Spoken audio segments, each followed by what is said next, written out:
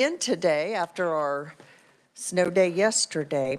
Committee, today we are going to work bills that we have heard. We are going to start with Senate Bill 77 and ask the revisor, is that going to be Tamara Lawrence or David Weiss, to give us a quick review of that bill? Thank you, Madam Chair. Good morning, committee. Senate Bill 77 requires state agencies prior to revoking rules and regulations to provide written notice to businesses, local governmental units, and members of the public known to the agency to be affected by the proposed revocation. The bill also then removes certain abolished or inactive agencies from the 5-year agency review of rules and regulations that are required in statute. And I will remind the committee this bill becomes effective upon publication in the Register. Thank you, committee. Are there any questions on this bill? Seeing none, I will entertain a motion. Senator Thompson. Thank you, Madam Chair. I move Senate Bill 77 pass favorably. Okay, we have a motion, a second by Senator Murphy. Discussion on the motion. Seeing none, all those in favor say aye. Aye. Opposed, no. The bill passes. We will now turn our attention to Senate Bill 85, and we will ask for a quick review from the revisor, David Weiss. Thank you. Senate Bill 85, this is the bill that directs the Secretary for Children and Families to enter into agreements with state agencies for the continuous review and comparison of data for public assistance eligibility. This is specifically to verify eligibility for the Food Assistance Program, or SNAP. The Secretary would enter into data matching agreements with state agencies to compare data related to households and root and food assistance and other data sets. The Secretary would receive and review the information that may affect eligibility for the Food Assistance Program from the Office of Iowa Statistics, Department of Labor, Department of Revenue, Department of Corrections, the Kansas Lottery and Kansas Racing and Gaming Commission, along with out-of-state electronic benefit transactions. The Secretary is also required to review and act on certain data from federal sources maintained by the Social Security Administration, Department of Health and Human Services, Department of Housing and Urban Development, and the Federal Bureau of Investigation. And then on a quarterly, at least a quarterly basis, the Secretary would shall make available to the public on the DCF website findings of noncompliance and fraud investigations in food assistance for the following aggregate non-confidential and non-personal identifying information. They were required to post the number of households investigated for program violations or fraud, total number of households referred to the Attorney General's Office of Prosecution, improper payments and expenditures, monies received, and data concerning improper payments and ineligible recipients as a percentage of those investigated reviewed. And finally, the amount of funds expended by electronic benefit transactions outside of the state of Kansas. Committee, are there any questions for the revisor? I do have an amendment. And committee, while we are getting that passed out, this is to address a concern brought to us about the time and cost of complying with one section, and you will see which one that I am proposing we strike.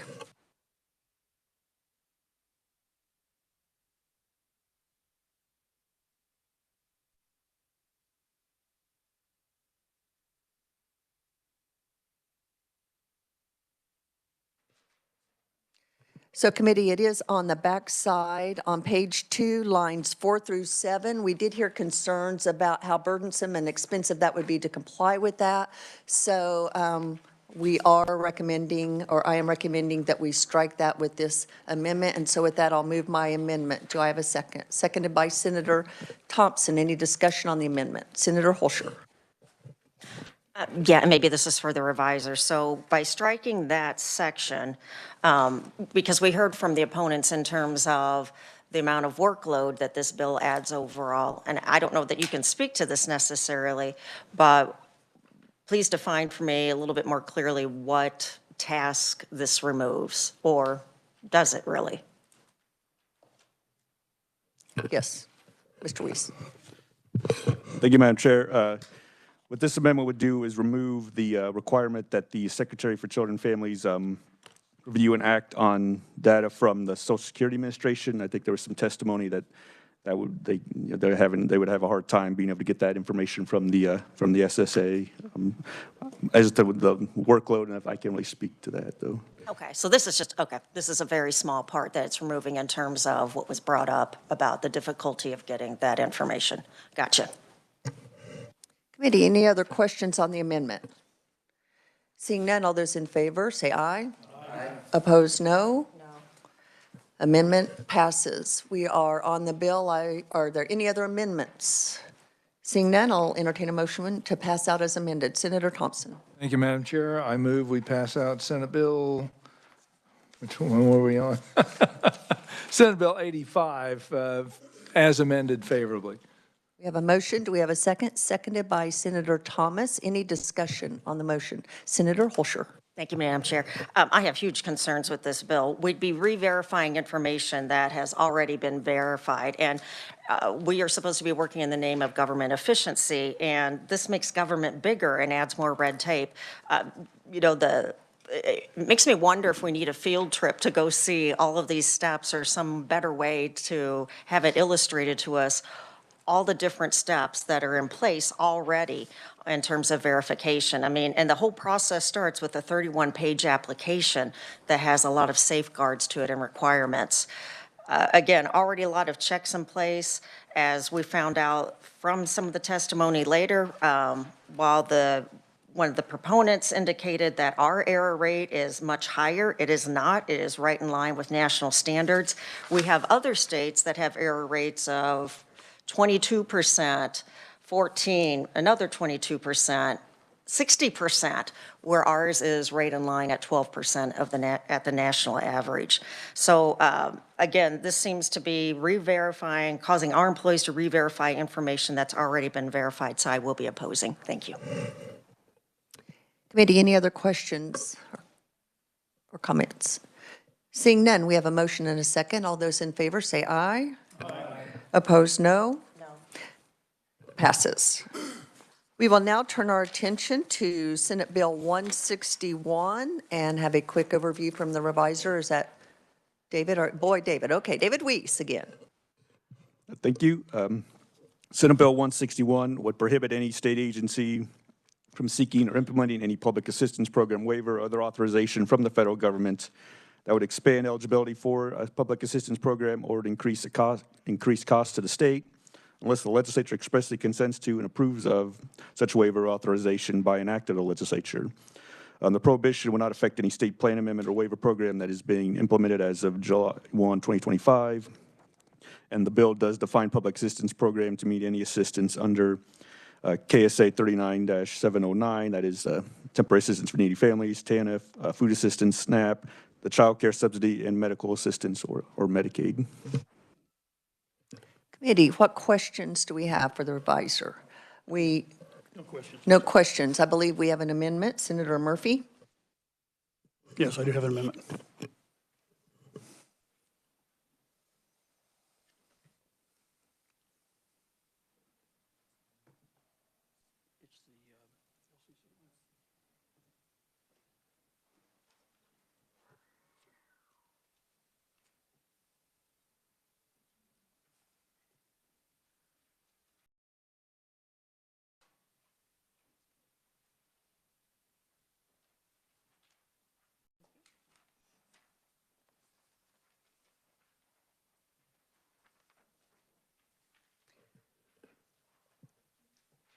Senator Murphy, would you care to explain your amendment or have the reviser?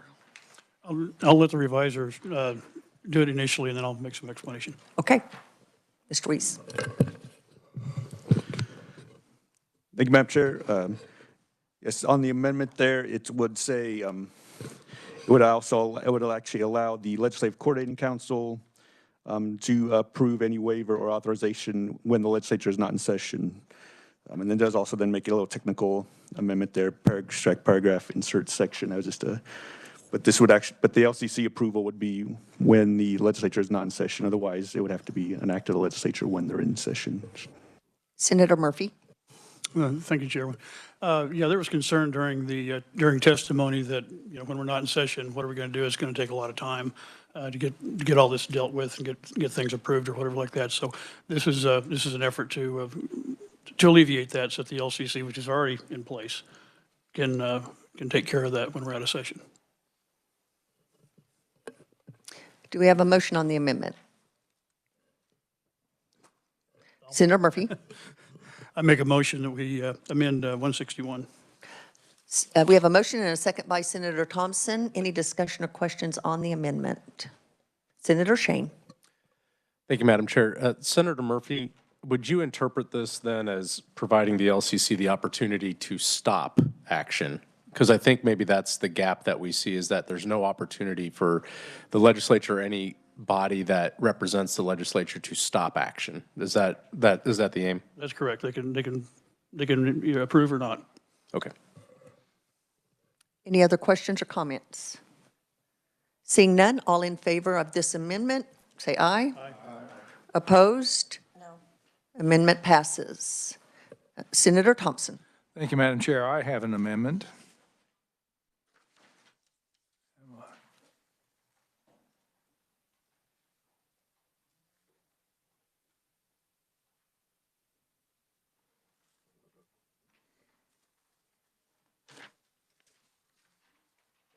And I'll let David explain it when he gets done passing it out.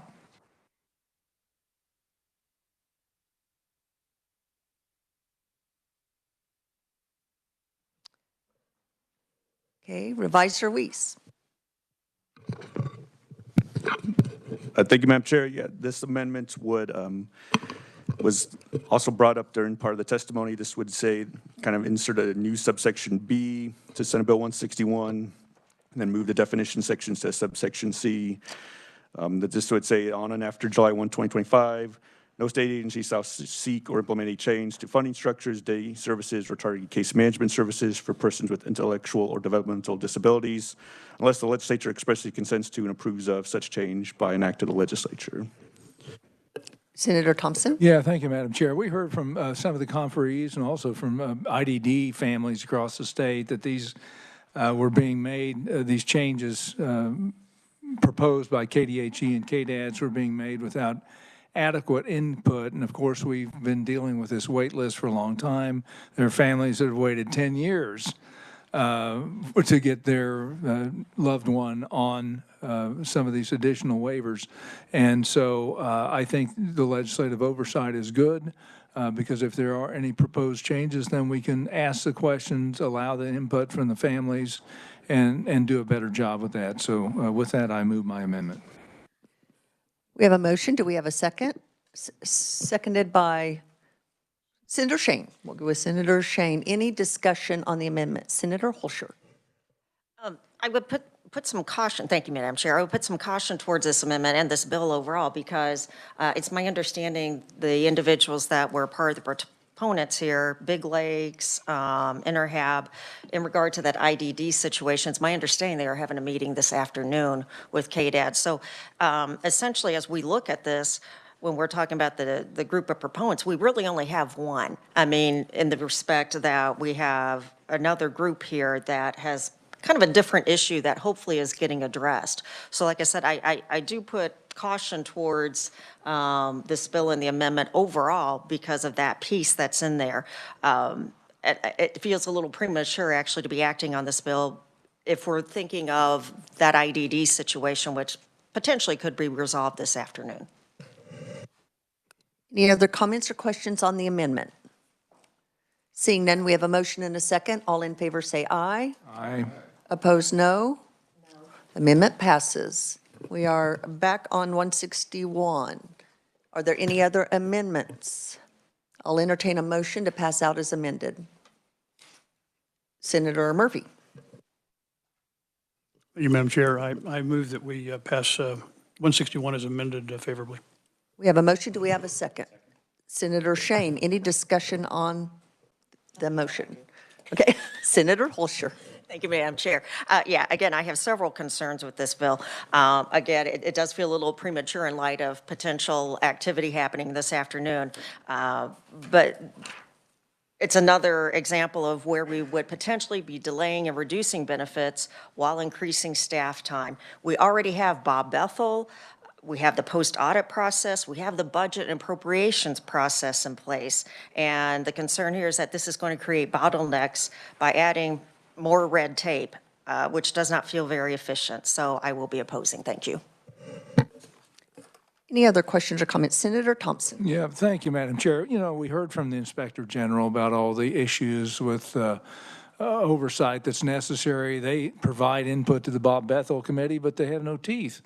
And so I think this, adding the legislature to this oversight process hopefully will add a little bit of impetus for those good changes. And so I am supportive of this bill. Thank you, Madam Chair.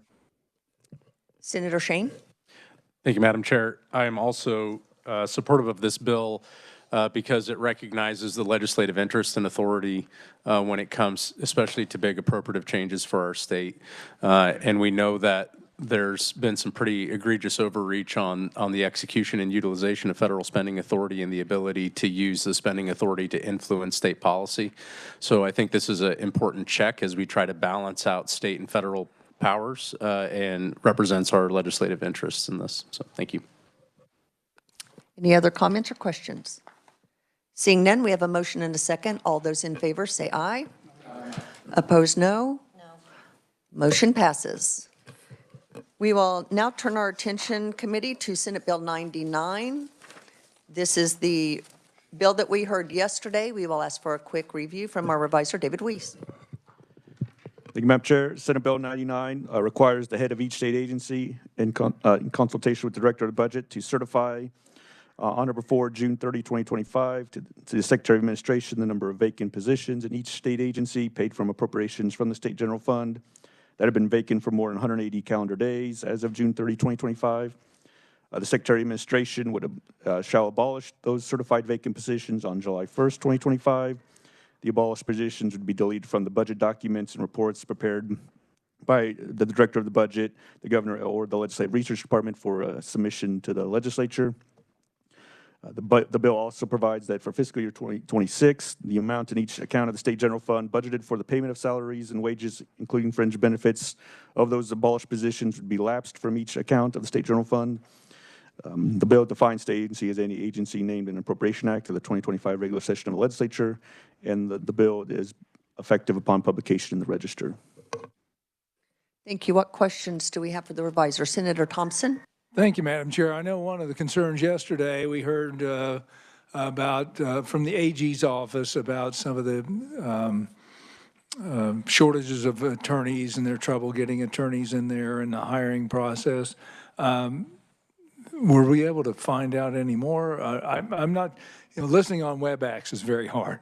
You're not sure if things are being resolved or not. I just wonder if there's any additional discussion on that. Well, a great segue, Senator Thompson. I do have an amendment, and so maybe that will help provide some clarity.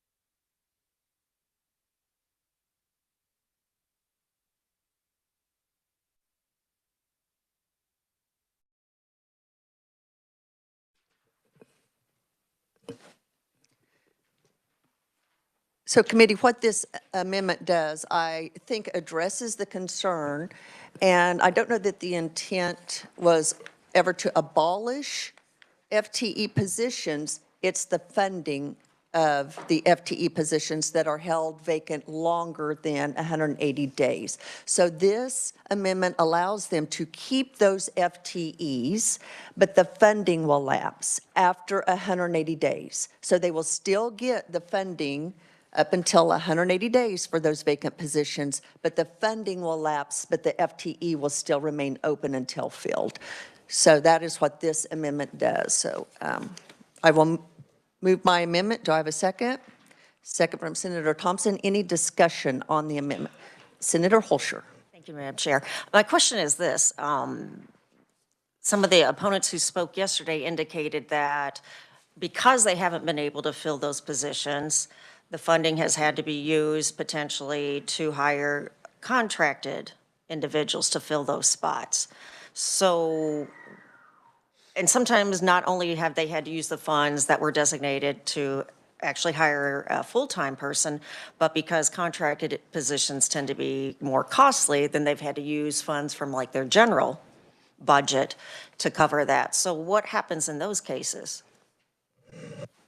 Thank you for the question. They are still going to receive 6 months of pay for those vacant positions. And I know in cases of contract nursing, we allocate additional SGF for contracted positions. We don't just expect them to use the salary for vacant funded positions to cover those contracted services. We do allow and allocate additional SGF, understanding that that's the situation we are in for budget. Yes, Senator Holscher. Thank you for that clarification. I still have concerns with this bill and this amendment too, because I do believe it's still going to have some of those implications in terms of planning and budgeting. So I will be opposing. Thank you. The question, Senator Thomas. Yeah, thank you, Madam Chair. I'd like to address that. Something that I thought of yesterday after committee when the opponents were discussing making offers a year ahead of time in March or July. One thing that sort of caught my attention that I just didn't think about until after the meeting, we work on the budget all session. We start in January, we pass it before we leave. So if the concern is we won't have the FTEs or the funding to make those offers in March or April or the year before, the budget passes with the FTEs and the funding in it right as they're getting ready to make those offers. So they'll know for the following fiscal year what their budget is, how much funding they're going to get, how many additional FTEs they'll receive or lose. They'll have all that information when they go to make these offers. So I think, to be fair, I disagree with some of the testimony we heard yesterday about FTEs and not having the funding. They'll have it in the budget for the following fiscal year before they go and make these offers. So I appreciate the amendment. I will support it, definitely. I just wanted to make that point. Thank you, Madam Chair. Thank you. Senator Alley. Thank you, Madam Chair. I also have a concern about that issue, about they may have to give an offer when they're in the third year of law school, but they have another year and then they have to pass the bar before they do it. Allowing those agencies to go ahead and commit to that law school, give them that FTE, but you don't have to give them the funding until when they're going to come on board. Similar to a school teacher, you give the school teacher a contract, but you don't pay them until they come on board. And so we shouldn't be giving funding for that period of time when the offer was made, it was accepted, until they come on board is when the funding starts. So I also have an amendment, but I don't know whether you want to address this one before that one. Since we do have a motion and a second, let's dispose of this amendment, and then we will take up Senator Alley's amendment. Any other questions or comments on this amendment? Okay, we have a motion and a second. All those in favor say aye. Aye. Opposed, no. No. Amendment passes. Senator Alley. Pass the amendment out.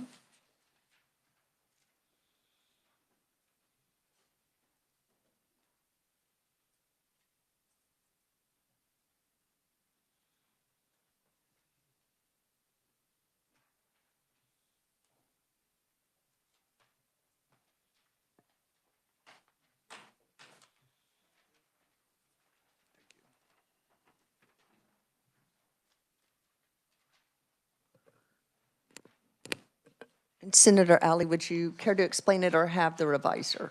Let the revisor explain it for just a moment. All right, Revisor Weiss.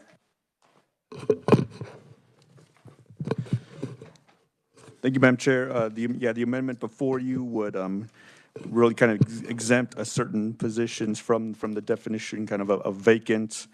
This would add a new subsection that just says that any position that has been offered by state agency and accepted by a candidate for employment as of June 30, 2025, shall not be deemed a vacant position for the purposes of this section.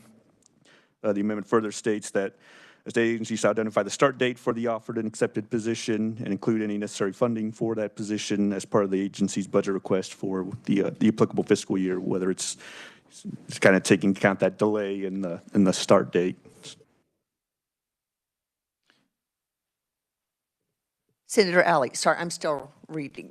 Senator Alley. Thank you, Madam Chair. Basically, what this means is if they are going to start midterm, let's say in January, but the funding year starts in June or July, then they would get 6 months of funding for that, if that's when their start date was. And I think they would have to, by this, they would have to identify their start date when so they won't get that full half a year if they're not planning on being employed for that half year. Senator Holscher. Thank you, Madam Chair. Excuse me. David, can you tell me, with the amendment we just passed, I just want to make sure I understand, like, the implications of this amendment then kind of on top of the one we just passed. Supervisor Reese. Thank you. Yeah. The prior amendment would abolish, well, not abolish, it would not have abolished the positions. It would elapse the funding for vacant positions. What this amendment is doing is really saying that these positions that have had an offer and acceptance but are going to be, delayed in terms of the start are not considered vacant positions for the purposes of this, so they would not be subject to that lapse. Senator Holscher. I'm sorry. Okay, I got part of that. So the first one then would lapse funding for certain positions, and then what was that? Then this one would do. Supervisor Reese. I just need you to finish that sentence for me again. This one would not, the funding for these that have had an offer and acceptance would not be lapsed because they would not be considered vacant positions that would be certified for the.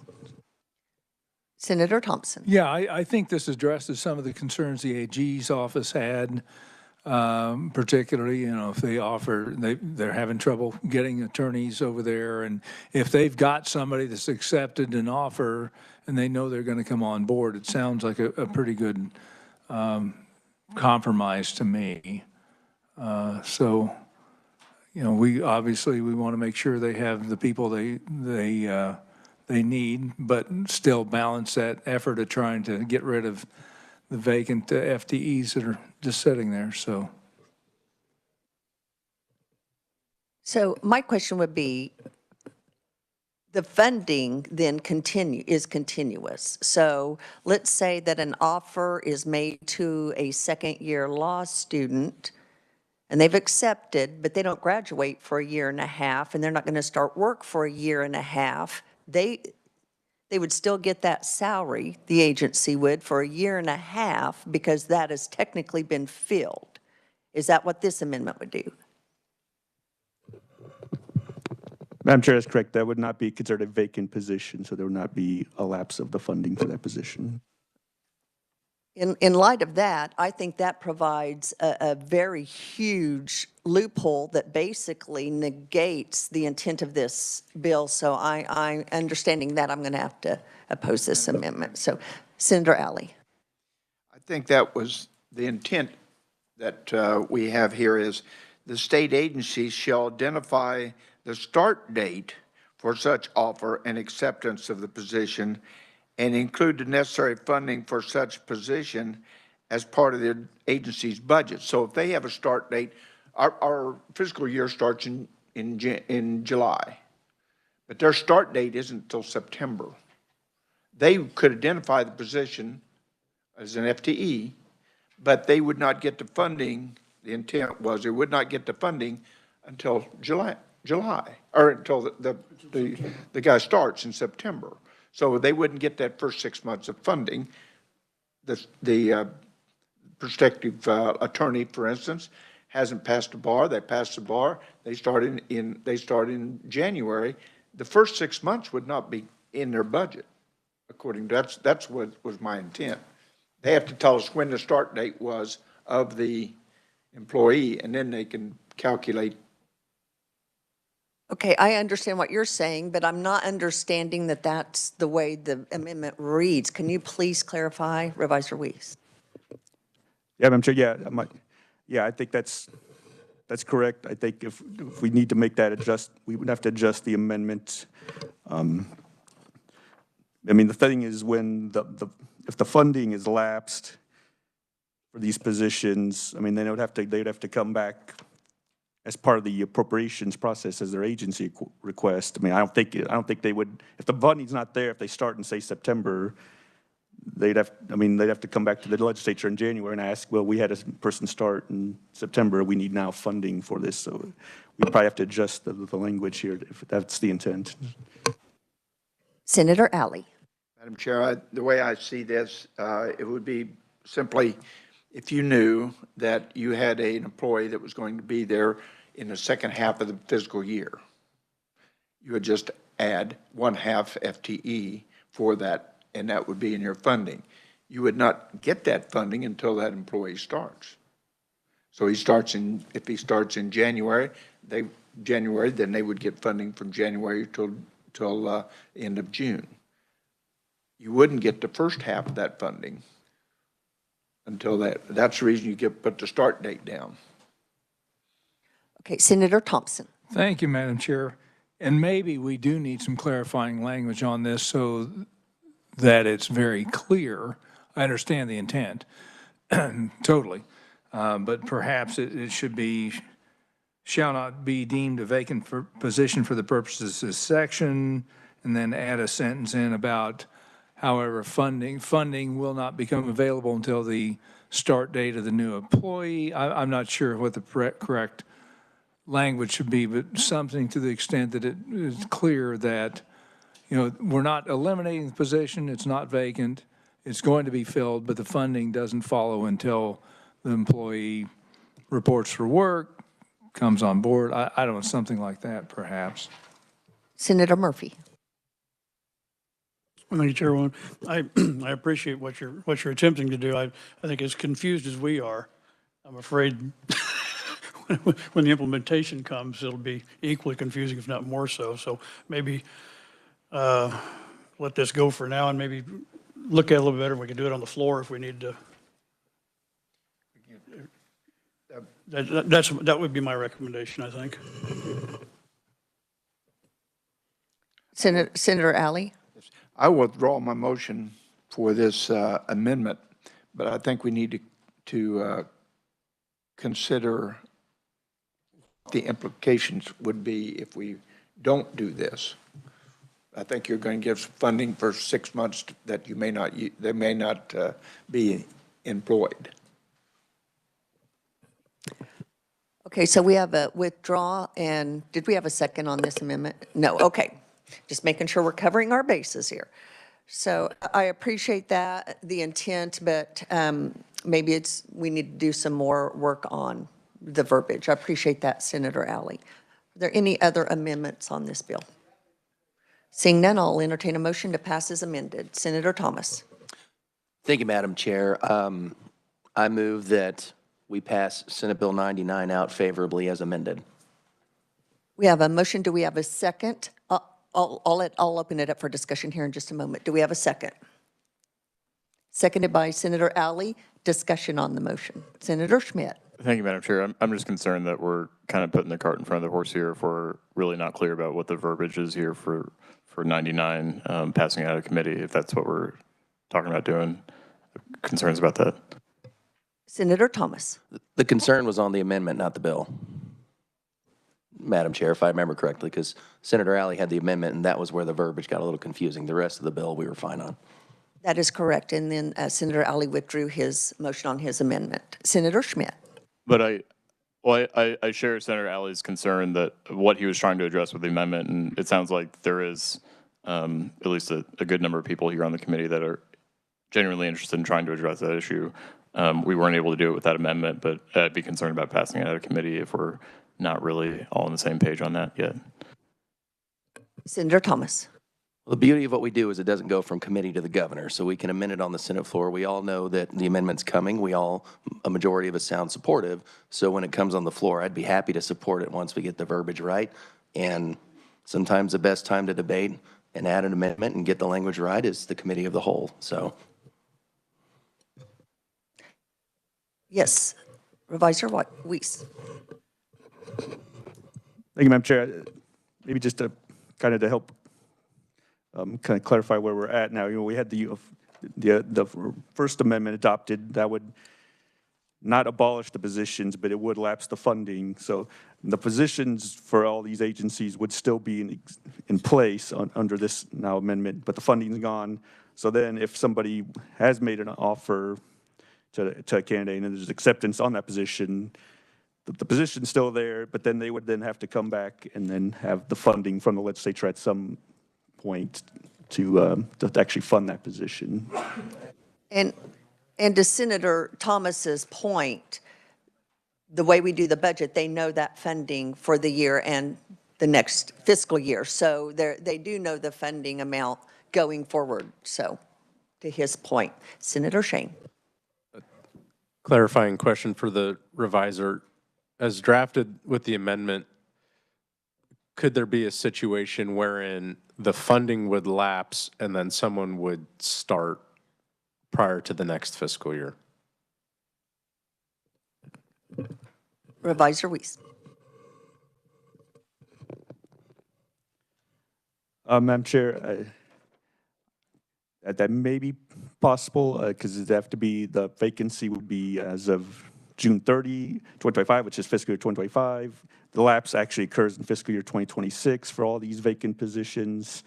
So if somebody was in between, say June and started just after July, there's a possibility there, but I don't know how that might play out with an agency and their offers for employment. Senator Murphy. Thank you, Chairman. Excuse me. Thank you, Chairman. I think Senator Shane, they're going to get a half a year pay for that position ahead of time. And so if that person comes along, they've got the money to finish out the year. Thank you. That's a fair clarification. Thank you, Senator Murphy. Any other discussion or questions? Senator Holscher. Thank you, Madam Chair. Appreciate the discussion. Overall, the concern there is that there is the possibility of lapse funding for some of these positions where offers have been extended. And one thing that concerns me is we haven't heard back. We are not having the opportunity to hear from opponents as far as the direct effects of what this bill would look like to them, as the revisor was mentioning. If there could be effects in terms of potential filling of positions. It concerns me too because we're already short 667 FTEs in terms of attorneys, is my understanding. So it concerns me that this potentially creates an even worse situation. So I will be opposing. Thank you. I appreciate that. I asked the question of the opponents yesterday, and I don't know that I got a direct answer as to how funding vacant positions exacerbates a shortage of employees. The shortage is still going to be there. Funding a vacant position does nothing to address the shortage we have in occupations. I would still very much appreciate someone explaining to me, because I continue to hear that, and I have not got an answer as to the correlation or causation of funding vacant positions and how that exacerbates not having enough workforce. So, Senator Thomas? Thank you, Madam Chair. And I think what your amendment does is also assist with that, but also I think there were some budgetary practices that frankly I thought were exposed yesterday as well that would concern me as well with some of these agencies that handle taxpayer funds. So I would certainly encourage maybe a revisit of some budgeting practices that we heard yesterday from some of these agencies.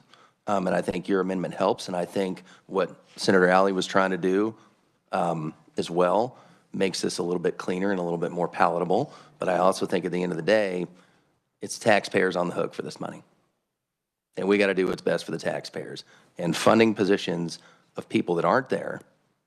And again, your amendment makes it a little bit easier, but I think when we hear some of the budgetary practices we heard yesterday, as a taxpayer, not even as a legislator, I was very concerned.